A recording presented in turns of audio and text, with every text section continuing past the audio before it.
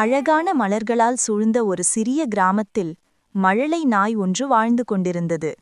அது மிகவும் நிதானமானதும் எல்லோரிடமும் அன்பாக இருந்ததும் தனது கிராமத்துக்கு எப்படி உதவலாம் என எப்போதும் எண்ணிக்கொண்டிருந்ததும் தான்.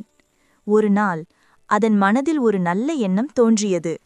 கிராமத்திலுள்ள விலங்குகள் தங்கள் வேலைகளுக்கு போகும் நேரத்தை தவறவிட்டு விடுகிறார்கள் என்று அது கவனித்தது. சில நேரங்களில் கோழிகள் அதிக நேரம் உறங்கிவிடுகின்றன. சில நேரங்களில் பசுக்கள் புல் மேய்ச்சலுக்குச் செல்ல தாமதப்படுகின்றன. மற்றொரு நேரத்தில் பள்ளிக்குச் செல்லும் குட்டி விலங்குகள் பட்டென்று ஓடி ஓடி தங்களது புத்தகங்களை மறந்துவிடுகின்றன. அதை பார்த்த மழலை நாய், நான் சரியான நேரத்தை நினைவூட்டிக் கொடுப்பேன், அனைவரும் தினமும் நேரமாய் செயல்பட உதவுவேன் என்று மனதில் உறுதியான முடிவு எடுத்தது. அதன் பின்புலத்தில் ஒவ்வொரு காலையும் மிக அதிகாலையிலேயே அது எழுந்தது. தன் சிறிய வீட்டின் முன் நின்று கிராமத்தின் மூலை மூலைக்கும் ஓடி நாள் தொடங்கிவிட்டதென்று அனைவருக்கும் சுட்டிக்காட்ட ஆரம்பித்தது.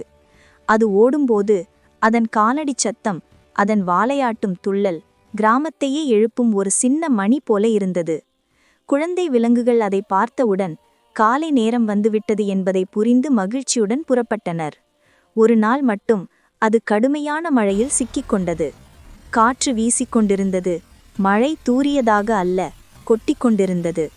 இருந்தாலும் மழலை நாய் தன் கடமையை மறக்கவில்லை.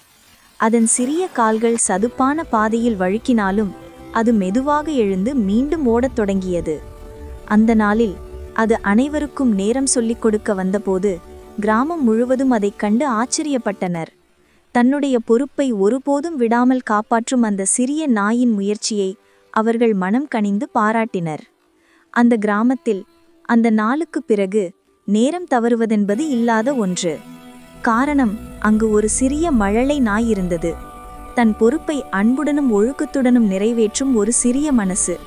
இந்த கதையிலிருந்து நாம் சுலபமாக புரிந்து கொள்ளக்கூடிய ஒரு அழகான உண்மை உள்ளது.